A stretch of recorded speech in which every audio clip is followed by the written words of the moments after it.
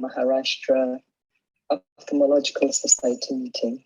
I have many wonderful friends here. Kuldeep, Suchita, Parikshit, just to name a few. Thank you for inviting me. I am delighted to be talking to you today about the toolkit for glaucoma management in Africa. I'm joining you from Abuja, Nigeria this afternoon.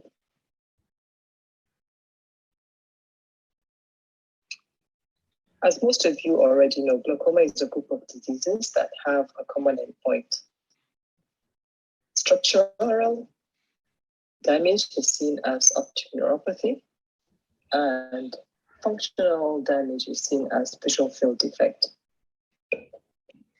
Glaucoma is the leading cause of irreversible vision loss and blindness worldwide, and the burden is overwhelming in Africa, where 1 out of every 25 adults aged 40 years and above is affected. In my clinic, I look after so many people like Samuel, who you see here. Samuel is a 52-year-old corporate manager in a big city, big multinational company. When I first met him, that was about 15 years ago. He had lost all vision in one eye, and the second eye was severely vision impaired. He had glaucoma. This is how we mostly see them when they come to the hospital the first time with glaucoma. I explained the disease to him. I offered him surgery, trabeculectomy for the seeing eye, and gave him some eye drops in the time being. I did not see Samuel again until a year later. He came back to me in the same clinic, exasperated. He had lost vision in the second eye that I was trying to treat. I asked him what happened and whether he didn't understand me the last time. Perhaps the surgery I offered him was not acceptable to him. Doctor, he said, you told me everything. Well, you see, we could have prevented Samuel from going blind because glaucoma is a disease which can be treated if diagnosed early and appropriate treatment started and sustained. So when Light for the World, an NGO based in Austria, decided to tackle glaucoma head-on, I was pleased to be part of that team. Their work was to focus on 3 countries, Burkina Faso, Ethiopia, and Mozambique. But one of the things we did was to develop a toolkit for glaucoma management for the whole of Africa, especially sub-Saharan Africa. We started this journey with a workshop in Ethiopia. Here we aim to develop a framework for glaucoma care, to define content and structure of glaucoma management, focusing on what we needed and useful for ophthalmologists and eye care teams in individual countries in Africa. So we had a team of specialists and some of our partners from the national societies of ophthalmology, training colleges in Africa, and our partners from International Council of Ophthalmology, India, United Kingdom, and United States. We reviewed existing guidelines. We heard about different models of glaucoma care. And putting everything together, we decided to take the toolkit approach. So the momentum changed, and the challenge was how to make the care of a difficult disease easy. So we took the toolkit approach, which meant that we had a basic pack with different modules, which can be adapted to specific content. It is a go-to manual to assist the general ophthalmologist, the busy physician, the eye care worker at all levels.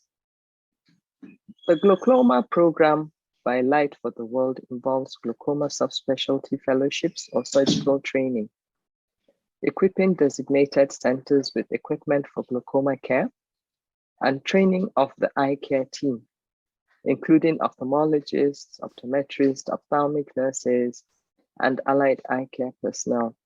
The Keep Sight program of Sight Savers also involves training. Let me tell you a little bit about the toolkit. The toolkit is divided into 3 parts. Part 1 is about diagnosing and clinical guidelines. Part 2 is a programmatic section related to service delivery. And part 3 focuses on evidence for best practice.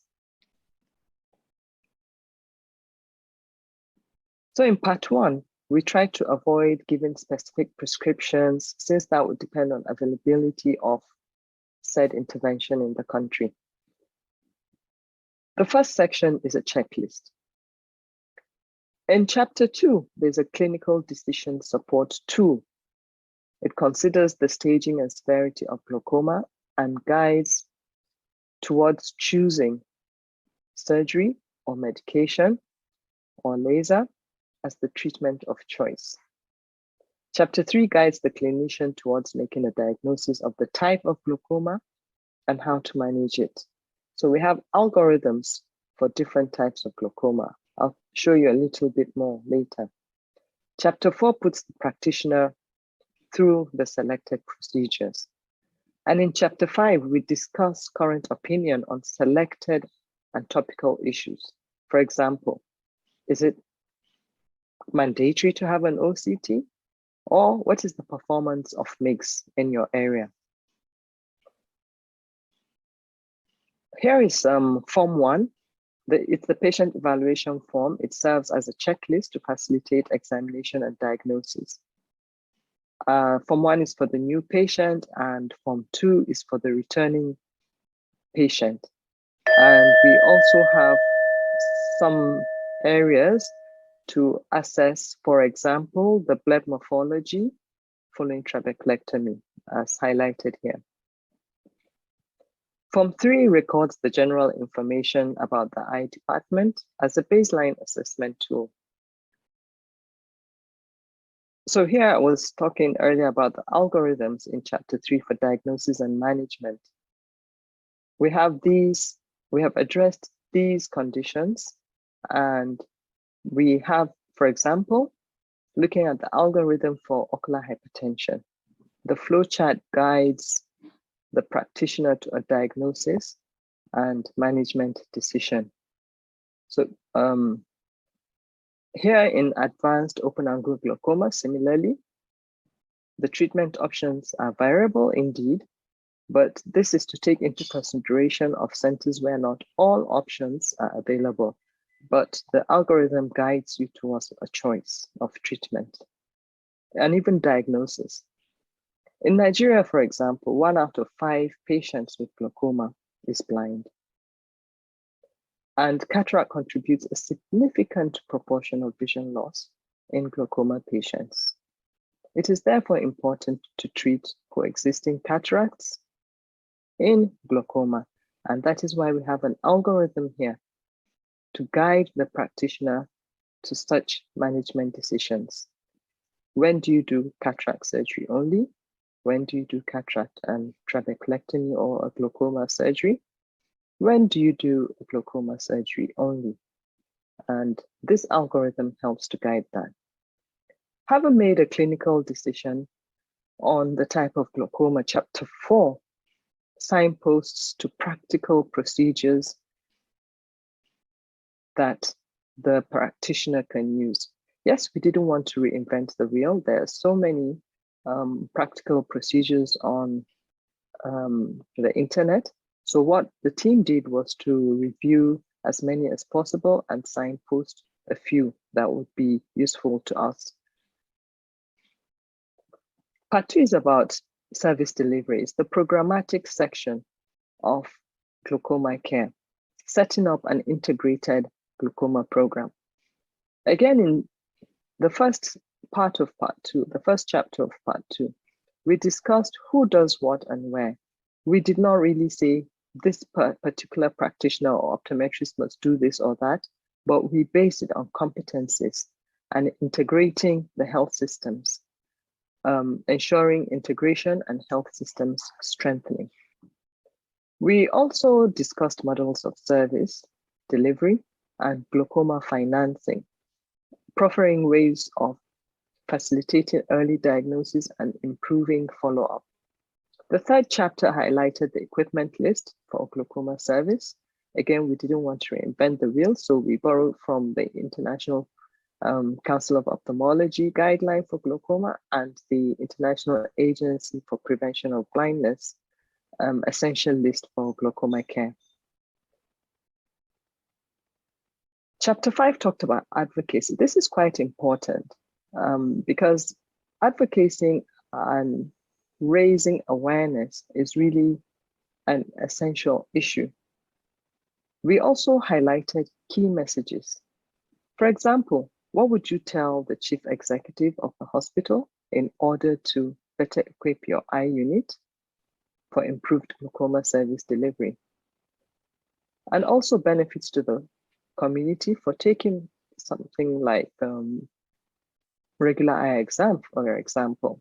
How would you explain to the community that it is important, it helps to take regular eye exam? So we have some of these things highlighted in the toolkit. And the final part talked about generating information and evidence. In the third part, chapter 10, we discussed indicators for assessing a glaucoma service, for monitoring, evaluation, and improvement through learning. And we also highlighted top priority areas for glaucoma research. So the whole essence is, shall we shift paradigm to recognize that glaucoma blindness is indeed available, and then we want to strengthen clinical services, ensure or encourage earlier detection of glaucoma, and strengthen health systems governance. Well, the main question is, if we get to use the toolkit, does benchmarking diagnostic protocols and patterns of care according to recommended guidelines have implications on quality of care? That is just a question. So we have enjoyed wonderful partnerships with our Indian colleagues. A lot of glaucoma specialists in Nigeria and Africa were trained in India, and we look forward to greater collaborations. We have now discussed so many important things. My call to action for you today is to study the Africa Glaucoma Toolkit. Reflect on it. Reflect on what we have discussed. Reference the toolkit. Be stimulated and guided by it. Customize its content and share with all. Use it for advocacy and action. Teach from them and be inspired for research. I know it's not easy to navigate treatment choices of glaucoma cases, especially for us in Africa. So we are currently discussing many ways of incorporating this toolkit in training. And we have also set up a discussion group by the Glaucoma Network at the International Center for Eye Health. It is called the Glaucoma Net Decision Intervention Support Cluster. That is the Glaucoma Net DISC. Do join us in one of those discussions. It's monthly at the end of the month, every month. Thank you very much for listening, and thank you. Thank you, ma'am, for a wonderful presentation. Great revelation of what's happening. And good to see you in that pink of health and a pink turban that we have. Thank you. Thank you so much, ma'am. Thank you for accepting. And, thank you so much for adjusting with the varied mails that we send to you this time, that time, this time, that time. But thank you so much for being with us. Thank you, Dr. Himanshu Bhai. Thank you, ma'am. Thank you. I think Ashwin has left. Dr. Bharti, would you like to go next? You're on mute. Thank you, Dr. Bharti, ma'am, for being with us. And in spite of the fact that your mother had a fall last week and you are being with her, thank you so much for being with us. She's still admitted in ICU. So anyway, but thank you. You know, your love for us and your being with us means so much to us. So, madam, I'm starting. The clinical significance of a central dock. Good afternoon, everyone. Good afternoon, ma'am.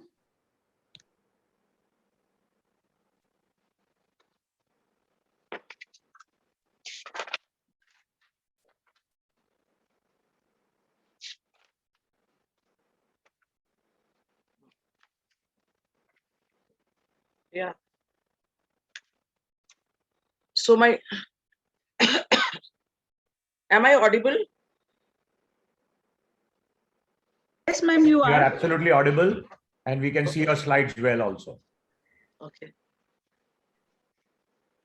Okay, thank you so much. So my talk is the clinical significance of a central dock. The reasons for a decentered dock is movement of the eyeball superiorly when the PI comes closer, poor patient cooperation, gap between PI and cornea due to physical obstruction. It can be eyelid, long nose, speculum, high brow, cheekbone, or narrow palpebral fissure.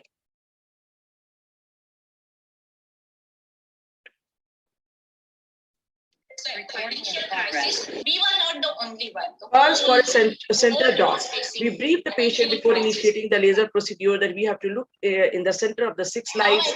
There will be no pain, but feeling of pressure. The head position should be stable.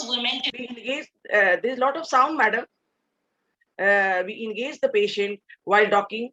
We keep the patient engaged. We dock gently. We minimize the lights on the ceiling. We readjust the position by joystick even when the PI may be low. And we put a hard ring below the patient's head, and the topical anesthesia is used. This is the hard ring we use. This is a case of perfect docking. A perfect case of docking will show uniformly distributed limbus, perfectly flat circle, and the line scan.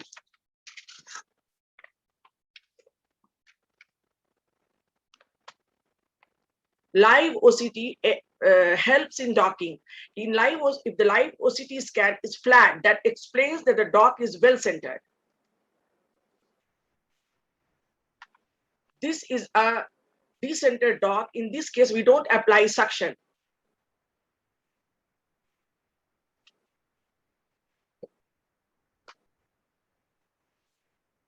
Yeah. This is a acceptable decentration. Here we can manage without redocking. Here you can see that it can be this capsulotomy is decentered. This can be identified by the non-uniform distribution of the lens thickness in the circle scan. In this case, the capsulotomy is decentered superiorly at 90 degrees. And here you can see that thickness is less, so it can be centered by moving the capsulotomy inferiorly at 270 degree in video image, so that the uniform lens thickness is seen in the circle scan. The circle scan shows we have to move this capsulotomy inferiorly at 270 degree. Other problems, even after a good docking, are air trapping and corneal folds. You can see the air is trapped in this case, but if the trapped air bubble does not come in the laser cuts, there is no need to redock the patients. Here it does not come in the capsulotomy cut in the incision area, so it doesn't matter a lot. But if the trapped air bubble is on the capsulotomy area, we can increase the capsulotomy energy to 9 microjoule before firing the laser. You can see the dark vertical shadow in the circle scan. This is the indication of the trapped bubble in the cornea and soft pit interface. This is the flat cornea. You can see the gap between the contact lens and the cornea. And here we use the multi-curvature contact lens for flat cornea. The contact lens is thicker at the center and flatter at the periphery for eyes with K reading less than 41 adapter to avoid air bubble trapping. Here you see the cornea is steep, and you can see sometimes we get the folds when we dock, and this can cause microadhesions in the rexis. In such cases, usually in lens sets we use 6 microjoule, and in such cases either we use the multi-variate soft contact lenses with thickened periphery in eyes with K more than 46, or in case of a regular fit contact lens, if we are using regular fit, we increase the energy to 9 microjoule.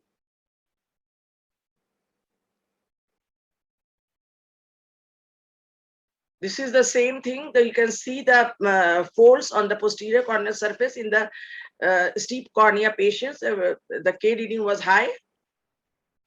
And in such cases, we use this contact lens, which is used for more than 46K, thicker at periphery and flatter at center. We have lenses, we use contact lenses, the regular fit and these special contact lenses. What are the implications of the centered dog? There will be improper position of the corneal incision. There will be rhexis stacks. It can cause rhexis extension. Nucleotomy can be incomplete. There can be a suction loss. And if the suction loss is at the time of the capsulorhexis, then the whole razor procedure is aborted. There is a poor experience to surgeon and patients, longer treatment time, and repeatedly docking and redocking. It causes a subconjunctival hemorrhage and chemosis in the conjunctiva, which looks ugly. Sometimes there are cases where this docking is difficult, like deep socket eye, uncommandable posture, conjunctival pathology. In such cases, we have to do pterygium surgery first. Conjunctival bleb, if it is very elevated, we cannot do it. The benefits of a centered dock is good pre-positioning of all the steps, faster OCT planning steps, minimal treatment time, better experience to surgeon and the patients. Thank you.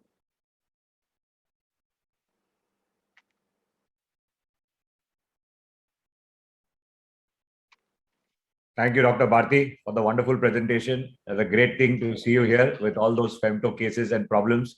Only when you start doing your femto that you start realizing that there is a learning curve, and the femto behaves exactly garbage in, garbage out. If you are not proper with it, it doesn't dock well, and you can have your own sweet complications. Thanks for sharing. Wonderful.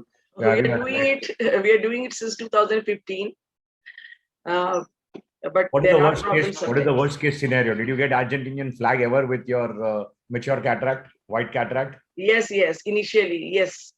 Have you ever put in a Malugan and then did, that means after dilating the pupil, did you go ahead first put a Malugan or whichever pupil dilated? No, we have not done this. But we put iris hooks. But what can we do? No, but have you put iris hook and then come back to femto again? No, I have not done. So it's always a closed chamber. You've never done it with a semi-open chamber? No. Okay. Great. Wonderful. Thanks so much. I think Ashwin, we have lost to time. He was busy with another meeting. Nikhil? Yes, sir.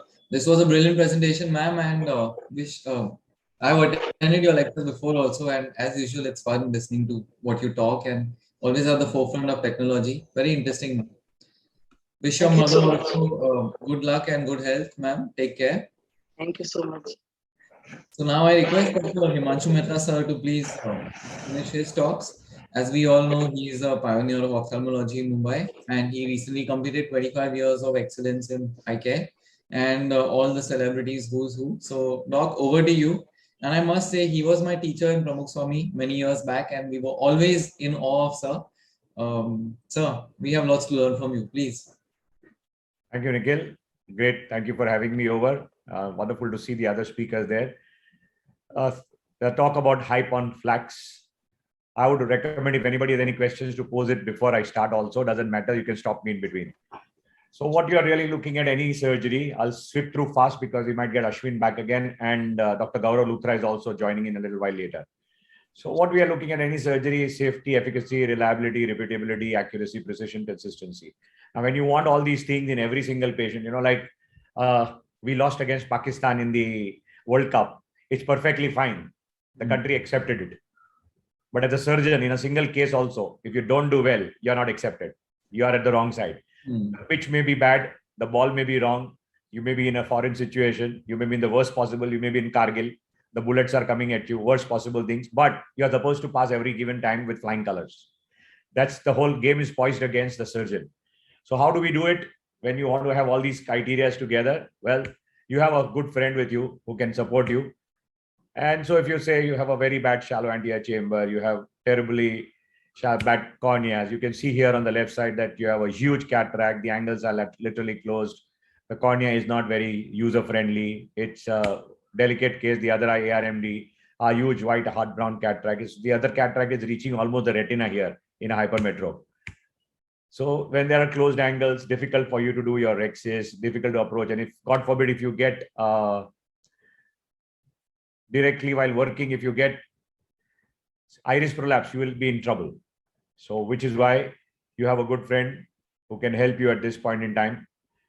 You have a case where you have traumatic cataract and you have a pupil which has been torn, you have disinsertion of the iris, you're not sure whether the zonules are intact or not, and whether you'll have a nucleus which will drop. Well, you have to figure out what all things you can do. And these are all important people who need revision back.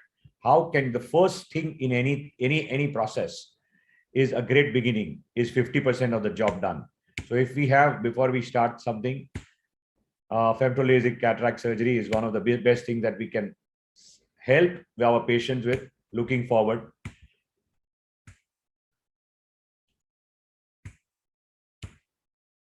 So how do we go about with it? Here you can see that you have a lot of patients would always have some amount of astigmatism. So if you have a good amount of control over your corneal incisions, your directions, your length, depth, and your positioning, it makes life a lot more easier. As Dr. Bharti was mentioning, you have your problems, but you can settle them. They are too small to worry about, but you can manage them well. So the arcuate incision helps a lot, because almost in 90% of patients who have any kind of astigmatism, you would always be supported with your LRIs. You have a small pupil right now, a rigid pupil, which is not going to be dilating very well, a floppy iris, and a patient is against putting any kind of pupillary distortion device. You have a very small area to work in. If you have a pre-chopped nucleus like this, it's a great time to begin with in life. And the chopped nucleus walks into your mouth very easily. You don't have to move and you don't have to go under the iris, because your rexus is hidden. Everything is hidden. The pupil may go down on you further. So the least amount of manipulation, the lesser the amount of fluidics, the easier it will be for you and the patient to get on with it and be within the capsular bag to try and eat up the nucleus. So you don't touch the iris too much, you don't mess around too much, you don't have too much of irritability of the iris and or the cornea. You have various patterns which could be there: chop, cylinder, cylindrical pattern for PPC, chops and soft cataract. So we can always do that and look at it for the one-eyed patient with a bad cornea, bad arcus, brown cataract, shallow anterior chamber, and of course a bad cornea with the endothelial cell count which is less than 1600 or kind of. And the other eye cornea is not doing very well too. So, well, what do? You have a great friend at this point in time, which gives you a good start to begin with in life. You have a decent rexus without any iris prolapse. You don't have any bleeders coming up easily. So it makes life a little more easier for your endothelial cell count. The amount of phaco energy used is less. Ultimately, it effectively reduces your post-op corneas and endothelial cell loss. Important patients with pre-existing corneal cell dysfunctions, Fuchsius or any other endothelial cell dystrophy, it's a great help to reduce destruction of endothelial cells. How about a capsulotomy? People keep talking, no big deal. We can all surgeons do a great capsulotomy. But here, it's very important when you're doing premium IOLs and when you're doing something wherein you need a great amount of precision and effective lens positioning. If the IOL is 0.5 millimeter posterior to the assumed plane, a 21 diopter lens will produce a 20 diopter of correction, and vice versa. If your IOL is 0.5 millimeter anterior to the assumed plane, you'll get a 22 diopters. So it's important that you look at that. You have a subluxated lens.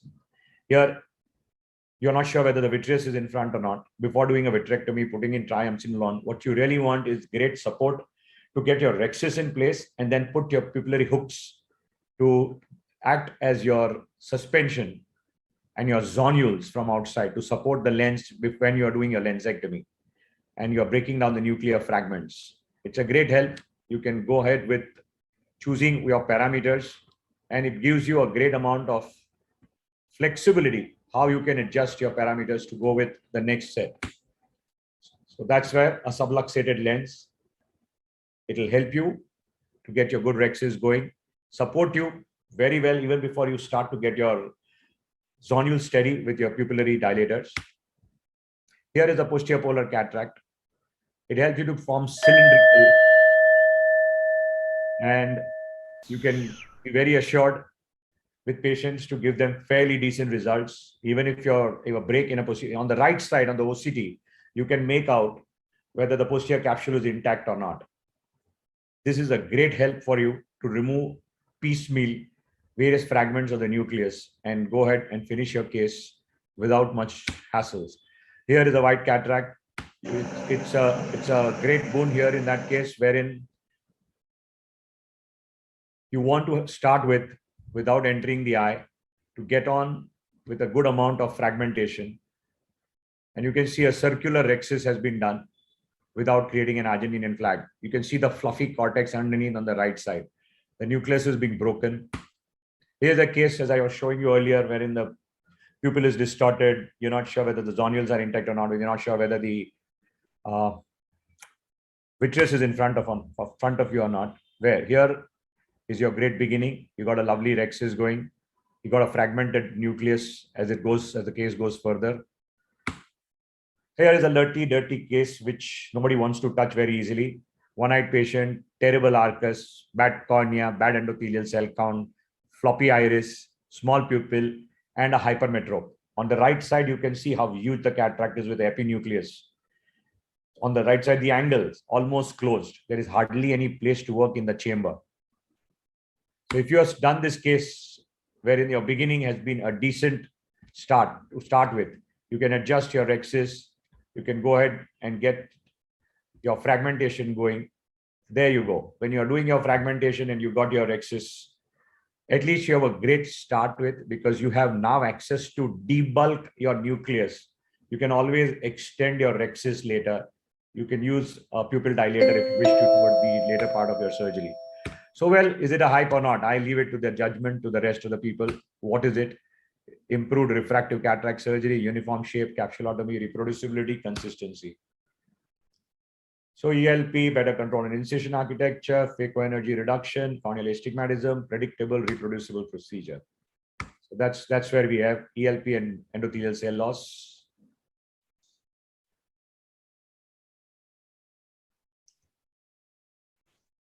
So there we go. So I leave it to the crowd to decide whether there is a hype or whether it is justified to do this, what we are doing. Nikhil, can I start with my next talk? I see my jacketed friend with his great jacket and a red tie. Good to see you here. How are you, sir? How are you? I'll start with my next talk. Gaurav is not joining and Ashwin is not here. So let me start with my... Sure, sir. Sure. Please start. I can't hear you. Can't hear you. So you can start. Go ahead. So my next talk is on eagle vision.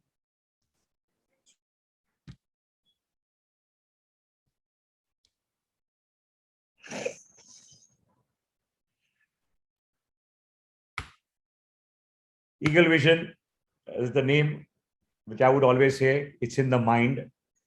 The whole experience of the whole surgery is very important when we are having this particular state in mind called eagle vision. The patient wants to see very well in life.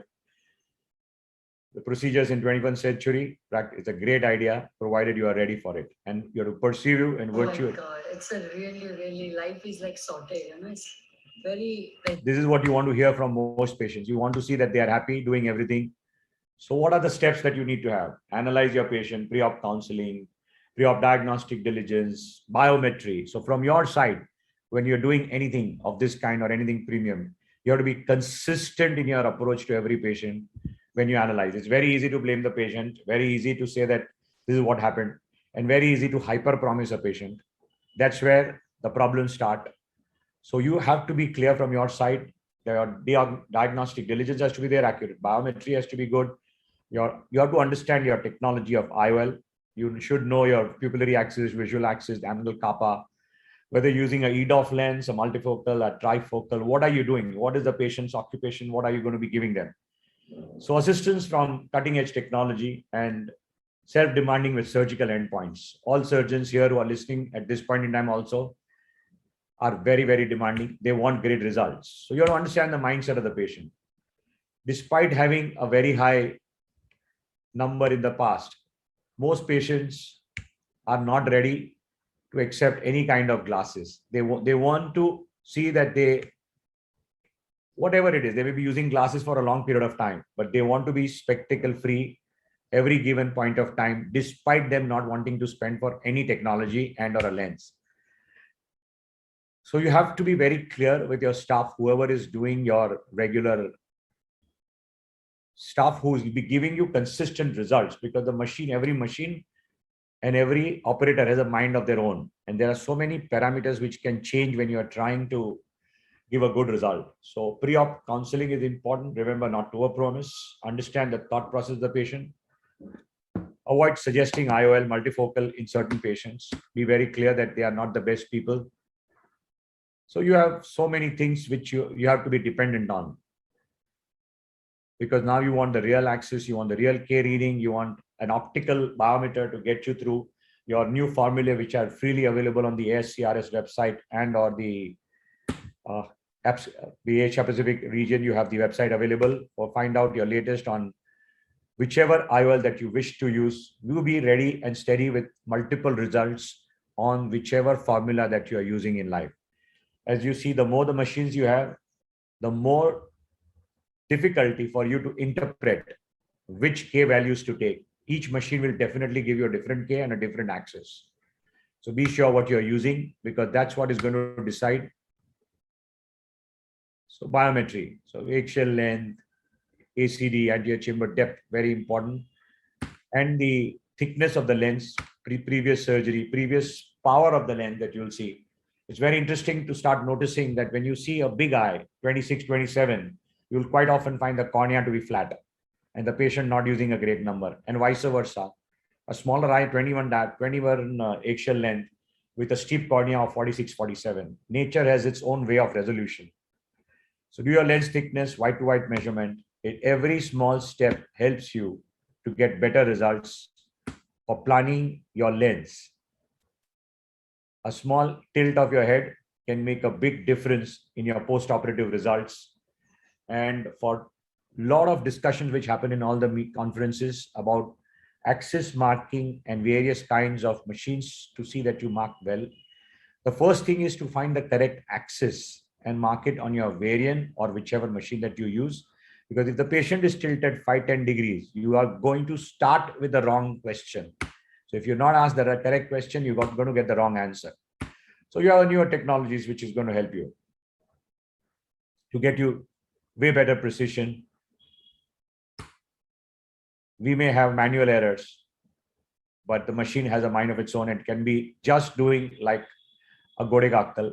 Here is an interesting thing always, because it's like a pack of cards. One mistake down below and the whole pack of cards will fall. So you have to be careful. Every small step that you take in this particular thing is important for you to get evolution of cataract surgery. Well, we have always told patients slowly and gradually, we have reduced our own importance. Most packages are sold on lenses and never the surgeon. Most patients are told no stitch, no injection, no worry, no taking off, no bandage. In the bargain, we have increased the responsibility on ourselves to deliver results. Surgery has gone from restorative to refractive surgery. All cataract surgery is that. So analyze your patient, analyze your goal, analyze the patient's goal. They're ready to pay premium. They are going to take your blood for it. And well, by the way, even those who don't even pay are equally determined to take your blood, because they also need great vision. So don't underestimate the power of money. Even if people don't pay you in a charitable, they are equally aware that they need to be without glasses. So be clear about the consistency of your diagnostic skills. That is what is going to decide about your results. You have these formulae which were given, but now that you have so many good formulae available, please go on the website, get your formulae, be clear what you're doing. You have Holiday, you have every good person worth its name. And fortunately for you, Holiday 2 used to be paid, you have to pay money for it. Now, online, you can get all these formulae free of charge. That's just take the effort. Your machine, even though you have the latest machine, may not have all the formulae because they could not get an FDA approval for it and they have not upgraded their machine. However, you are free to go online free of charge and get your formulae going. As I was saying, ELP was important. Be careful about what you're getting for these patients. This is not a cosmetic surgery. This is a refractive cataract surgery. Under promise, over deliver. So happiness of the patient is very important. One thing that I would see with a lot of people that I get complaints from patients who I get for a second, third opinion. Quite a few of them have been told that with the eye-hands lens, on day 4, you will start seeing infinity and you'll also be able to see most things on your phone. Wrong promise with even a multifocal or any lens. People talk more than what we can deliver. Every eye heals differently and the heartburn comes out of giving false promises. So be very, very clear. Prevention is very important.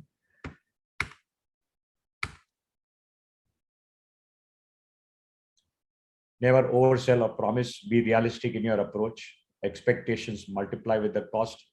Maintain dignity of your own self and your technology. If you are not convinced that this IOL is good for the patient, don't use it. I promise you will not get the desired result.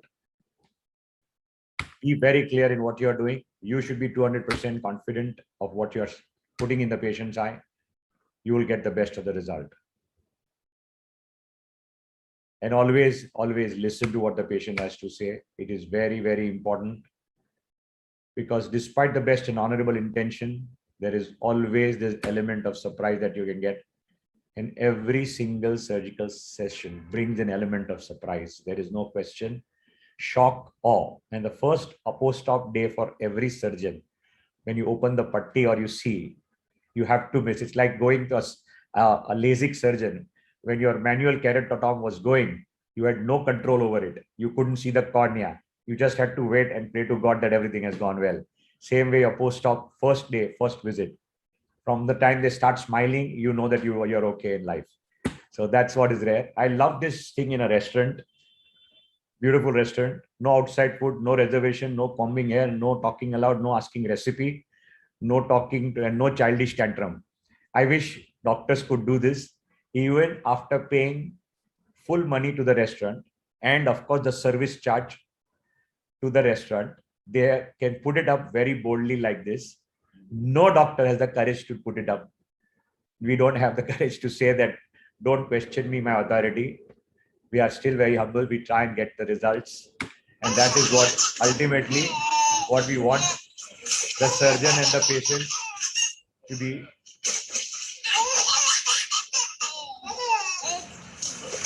That's it. Thank you so much for your time, everyone. Nikhil, thank you so much.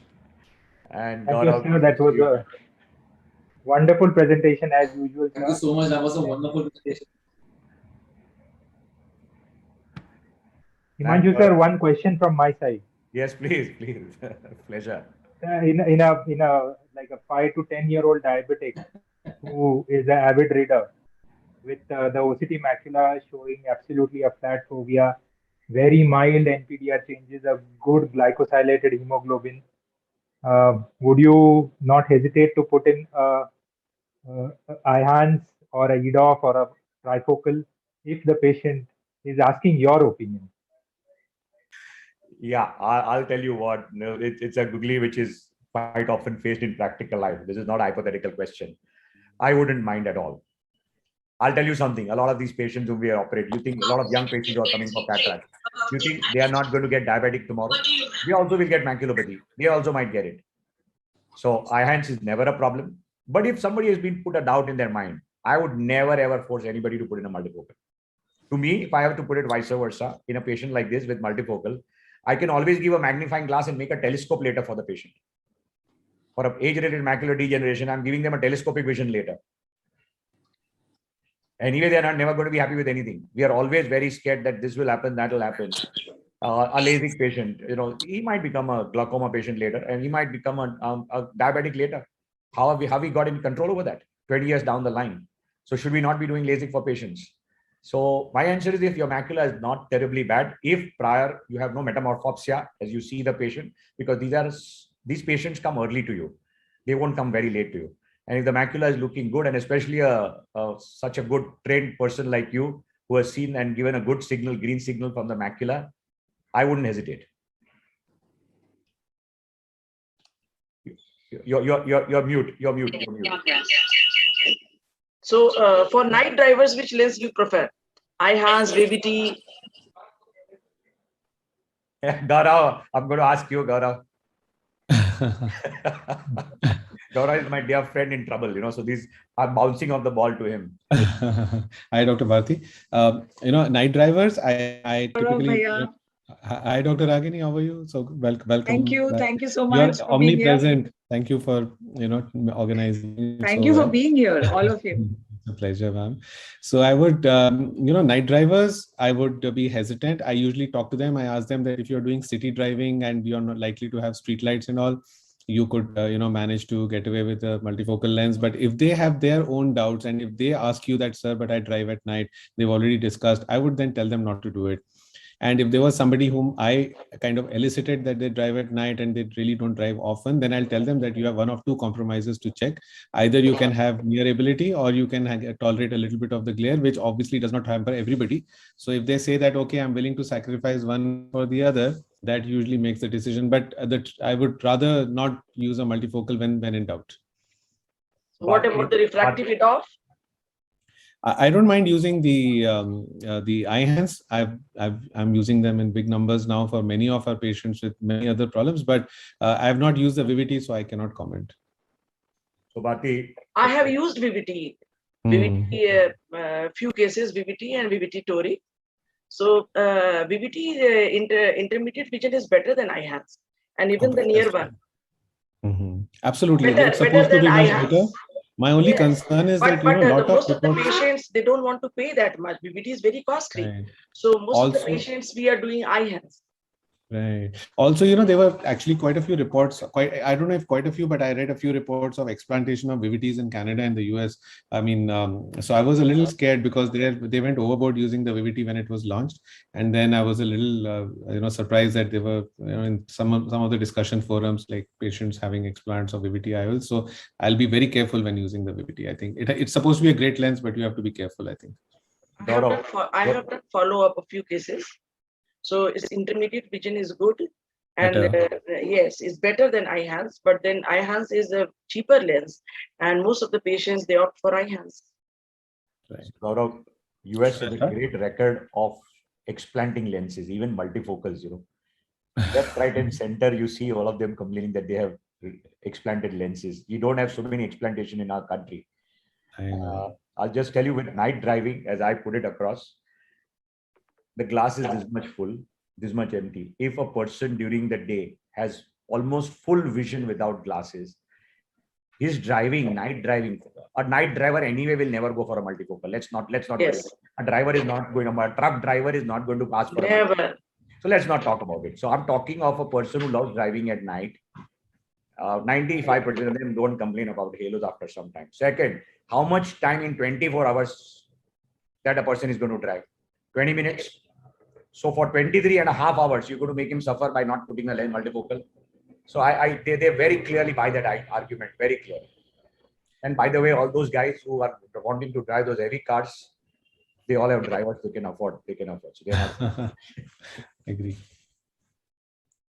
Very interesting listening to all of you, Dr. Gaurav, Dr. Bharti ma'am, and Himanshu sir. This is it's a good learning experience for someone junior like me. I'm picking up so many things from this. Nikhil, don't call yourself junior anymore. You have to give few tips to us now.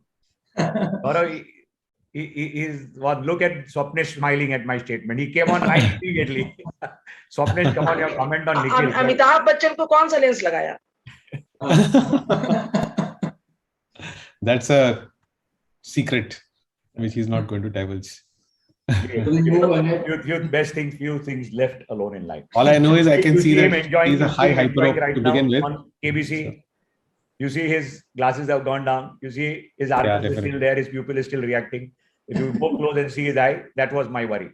So now if I have to tell you about his eye, since you asked a question on this forum, you have a bad arcus, what I showed you, a bad arcus, a bad cornea, shallow AC, huge cataract, and a floppy iris. You want any more trouble in life? Okay. And a VIP patient. So Raj ki baat Raji rehne do. Should I quickly Yes, present? you're all looking forward. Please. Should I quickly go ahead, because I think we coming are back. running behind schedule. And at the outset, I would like to thank MOS, Swapnesh, Dr. Ragini, Nikhil, everybody from for calling me over to speak. Let me quickly share my screen. Okay, one sec. So I'm sure that everybody has already done a great job of talking about laser-assisted cataract surgery. Dr. Bharti had a talk. I believe Ashwin had a talk, I think. So I'll start by sharing a few of my situations where I love to use the femtosecond platform. And one of them, I think the primary indication where I love to use it is screenshot ले लेना उसमें intumescent cataract. हाँ उसमें screenshot ले लेना. Dr. Bharti, can you hear? Dr. Bharti, your microphone is on. Okay, so the OCT of course tells you about the AC depth and everything, and you'll see here that the AC depth in this patient was really small, and it was a really intumescent cataract. And I think the primary goal is to get a perfect rhexis, so you can change the rhexis settings to have a slightly more offset, and make sure that when the chamber kind of collapses, the lens collapses with the escape of the fluid. So you can see here there's just a 1.5 millimeters AC depth over here. And that way this lens was really intumescent. So typically these are the patients where you will get a flag sign, and if you have those nice vacuoles on the just under the anterior capsule, as was visible in this patient, you should be prepared for a flag sign. So femtosecond assisted lasers, capsulotomies are definitely superior because they are over in a flash of a second, and 99% of the times you will get a complete rhexis. In those few instances where you will not, it will still be possible to kind of make sure that you can still complete it. So here, I think was one of the patients where it's very important to stain these capsules because it helps you identify the rhexis and the capsular flap as well. And many times there will be small tags which you will have to very carefully make sure that you don't tug on them and just tear them like you would do on a regular rhexis.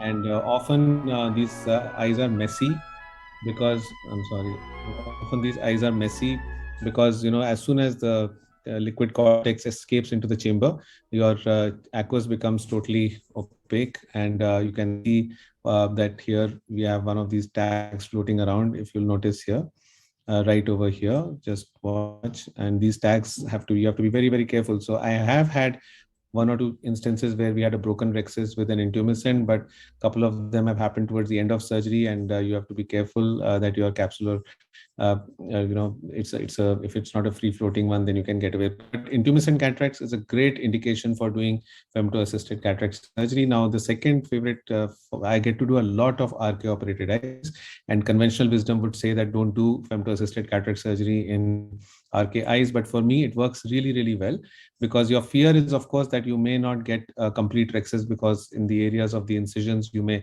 be kind of having again attachments which may not break.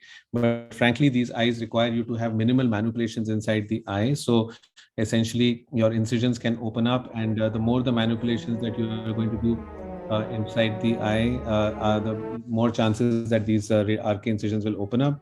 So here, this was an eye with a multi-cut RK. So frankly, the rhexis is already done, and it's usually not unpredictable. Most often I will not get tags, but when I do, it's very easy to kind of tear them and complete the rhexis.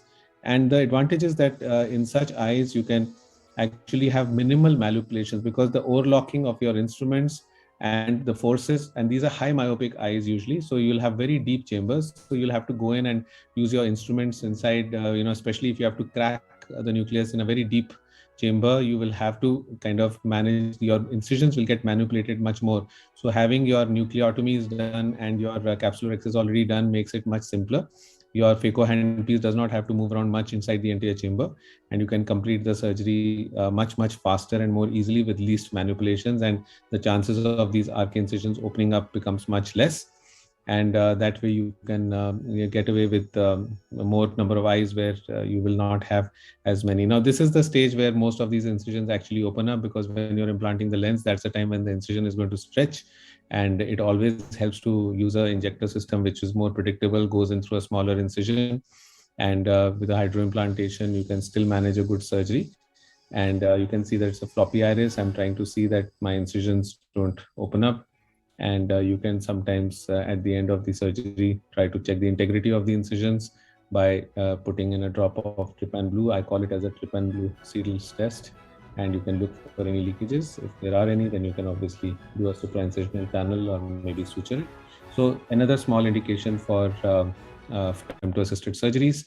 This is a third indication where I feel again it adds a lot of value. So ICL induced cataracts. Here again, sometimes the capsule is very, very unhealthy. And when you tend to remove the ICL gets removed very easily, but you may have capsular issues, especially sometimes I've operated patients who were 10 years back operated with the ICL, and when you now try to go and operate, the capsule is sometimes very unhealthy and the rexis can be a little bit dicey to do. So it always helps if you can do the rexis in advance. So here is a patient with an ICL, and the landmarks, of course, the laser will go crazy because it will not detect the anterior lens surface very nicely. So you can see here that it needs to be manually adjusted because it picks up the anterior surface of the lens and goes crazy. So you have to then set the landmarks manually, and also ensure that you are not cutting the lens. Even if you cut the lens, it doesn't really matter as long as you're getting your rexis right.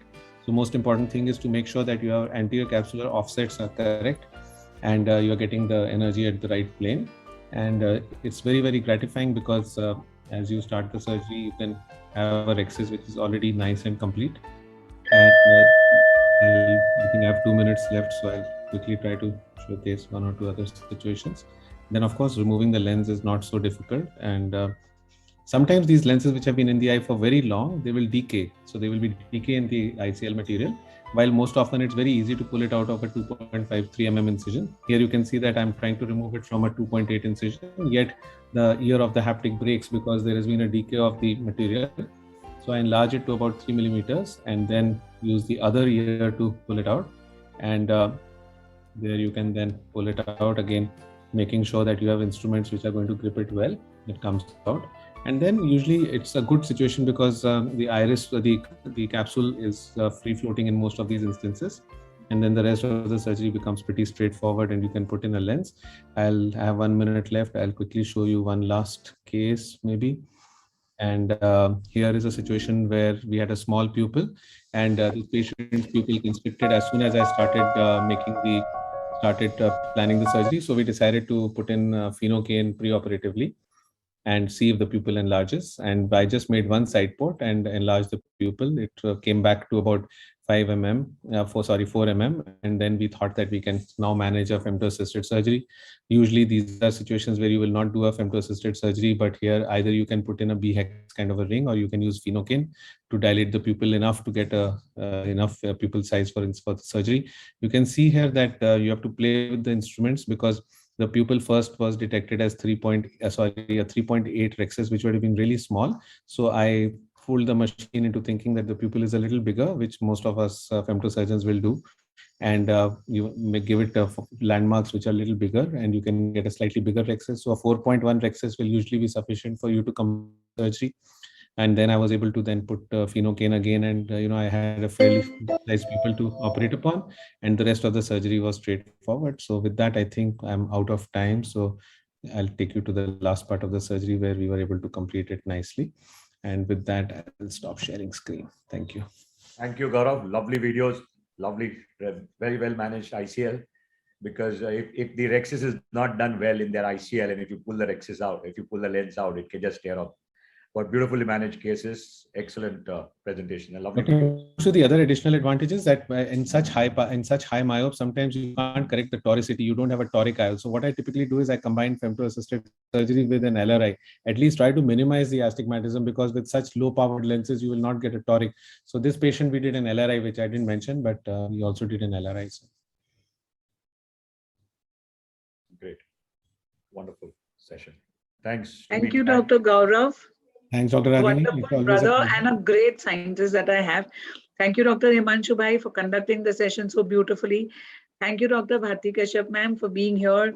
Nikhil, now Nikhil is a star. He's working in movies, ads. He's a C-bus winner and an ophthalmic star too. Today's session, I must really thank